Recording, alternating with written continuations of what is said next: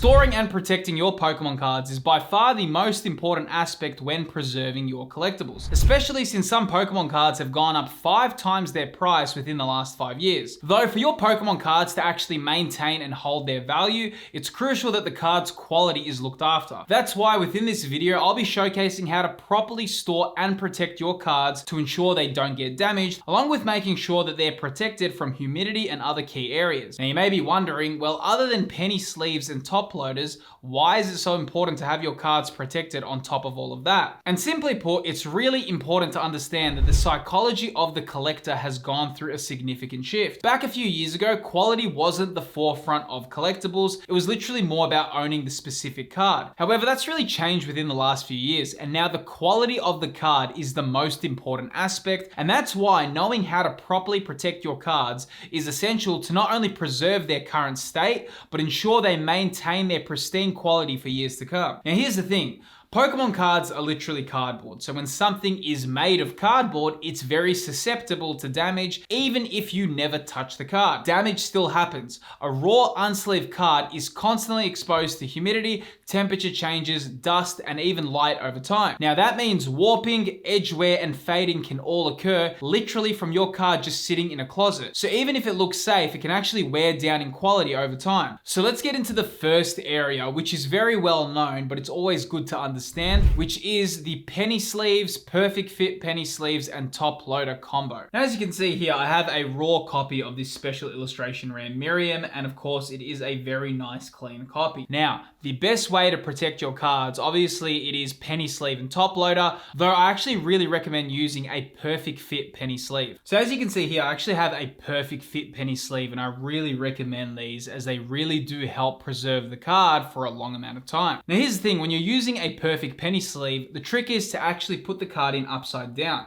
Now these are really tight fits, and you'll actually see that right now. And the best way to do it is once you put it in, you just want to really slowly pull that in very gently, and you want to make sure that your fingers are not on the card at all, and they're actually just holding it in where the penny sleeve is. And you just got to be very gentle when you're using a perfect fit penny sleeve. And you can see just how crisp that is. That is literally right there, proper, perfectly fit. Now, the reason why you want to put it on upside down is because that protects the top of the card. Now, the next step is you actually want to get a regular penny sleeve, and you just want to place it in like so. Now what this effectively does is you're protecting the top of the card from any dust or scratches, and you're also protecting the bottom of the card. So this is a really good way to store and protect your singles. Now also, if you have been enjoying the video, definitely feel free to subscribe. My name's Phil, and I cover topics relating to Pokemon and collectibles. It's always awesome seeing new people on board the channel. So as you can see here, I've got a top loader. That one just goes in like so. And just like that, now you have the card really well protected. Now when you have a card like this, the best thing to do here is to add it to a top loader binder. Now, binders are a great way to store your Pokemon cards, and what's so great about binders is that you're able to flick through your Pokemon cards and show them to your friends and family. Now, there's a few different binders, though I personally would not recommend standard binders that you get from big retail stores,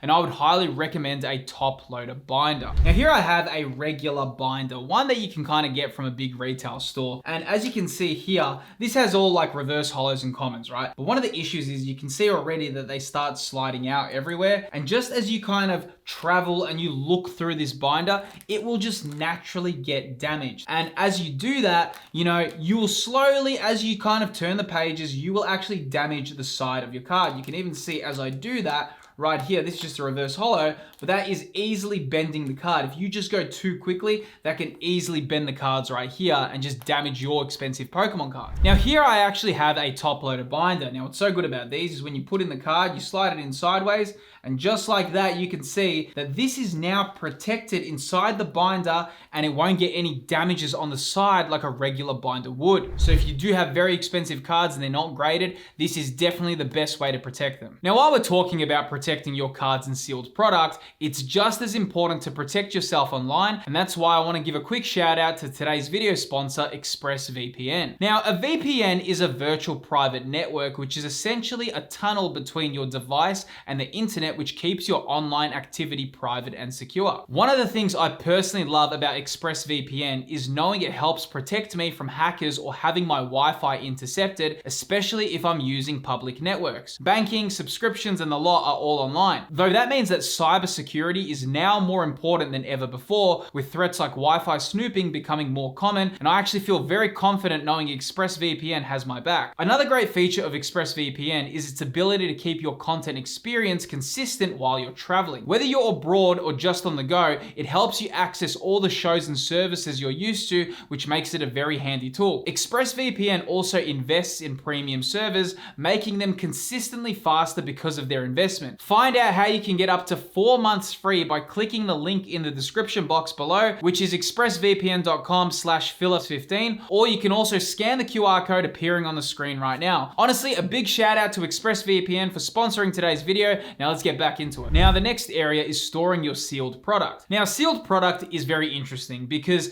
it's technically already protected, but it's still very important to take extra cautions to protect your sealed from damage. Now personally, I would not leave sealed product facing a window or exposed to a huge amount of light. While the cards inside won't get damaged, it can still fade the booster box and slowly reduce the appeal. Now here's the thing, there's been this weird transition that's taken place, especially recently, because sealed products are almost getting treated like cards at the moment, and the quality of the sealed product is getting very important for getting the most value. Like if a booster box has a slight rip or a tear on the shrink wrap, that's essentially already reduced the value of the booster box. Now when sealed products actually have rips and tears, it actually works in a strange way. And what I mean by this is, if you take a brand new sealed product, if the booster box has a slight tear on the side, or if there's a rip on an ETB, it doesn't actually impact the damage that much initially, because a lot of people are going to open the set when it's new, so it has minimal impact on the price. Though here's the thing, as that sealed product starts aging,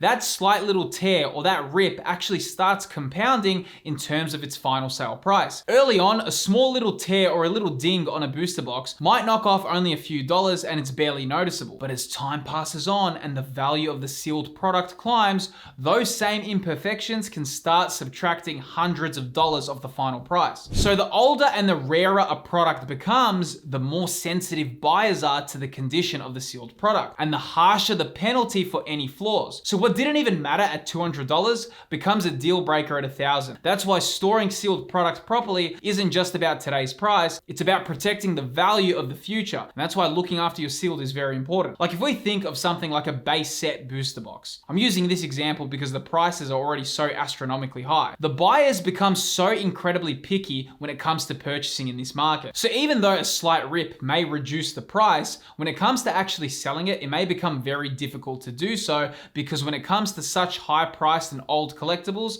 people begin getting very weary and they can become very skeptical. The high priced collectibles market is very different to the standard market. Even though some items may seem that they're worth that price, it can be very different when it comes to doing the actual sale. So that's why when buying sealed, make sure it looks great from the get-go and make sure that you actually keep it in that state for years to come. Now also, if you have a booster box or ETB and you want some further clarification whether or not it's a good investment if it has a slight rip or a tear, feel free to post your photo and post it in the questions section of my Discord channel. My Discord channel has over 9,000 active members. You can also be notified for channel giveaways. The server invite is in the video's description. So here when you add your sealed product, what you want to do is you just want to slowly place it in the box and ensure it does not get damaged in any way, and you kind of just like play Tetris with the box. When you've got something like this, like for example, this is a prismatic accessory pouch, you don't really want to be putting too much weight on a product like this, so you would just store it on the side like so. You can see how I place it there. That kind of protects it from not having weight on top. And personally, I don't actually like stacking booster boxes on top of each other, so I just like playing Tetris with them like that. And just slowly you start building out and kind of not trying to put too much weight on the booster box. I will say though, if you do live in a humid environment, it actually is a really good idea to buy a few kind of freshness sachets,